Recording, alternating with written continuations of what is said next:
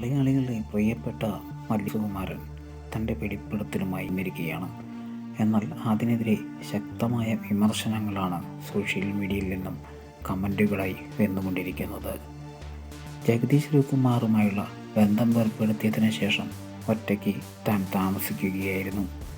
അങ്ങനെയിരിക്കെ ഒരു ദിവസം സുകുവേട്ടൻ പപ്പുച്ചേട്ടനെയും കൂട്ടി എൻ്റെ അടുത്തേക്ക് വന്നു. എന്നിട്ട് പറഞ്ഞു, എനിക്ക് മല്ലികയെ വിവാഹം കഴിക്കാൻ ആഗ്രഹമുണ്ട് എന്ന്. വീട്ടിൽ ചോദിച്ചിട്ട് അഭിപ്രായം പറയണമെന്നും. അത് കേട്ട് എൻ്റെ കണ്ണു നിറഞ്ഞുവെന്നാണ് മല്ലിക പറയുന്നത്. പിന്നീട് സുകുവേട്ടനെ വിവാഹം കഴിക്കുകയും ചെയ്തു എന്നാണ് മല്ലിക സുകുമാരൻ പറഞ്ഞിരിക്കുന്നത്. എന്നാൽ സോഷ്യൽ മീഡിയയിൽ നിന്നും വന്ന കമൻറ്റുകൾ ഇങ്ങനെ: ജഗദീഷ് ശ്രീകുമാറിൻ്റെ കയ്യിൽ പൈസയില്ല എന്ന് കണ്ടപ്പോൾ സുഗുവിൻ്റെ കയ്യിൽ അത് കണ്ട് മല്ലിക ചാടിപ്പോയി എന്നൊക്കെയാണ് കമൻറ്റുകൾ വരുന്നത്. അതുപോലെ തന്നെ ശ്രീകുമാർ നമ്പി ഒരിക്കൽ വെളിപ്പെടുത്തൽ നടത്തിയിരുന്നു.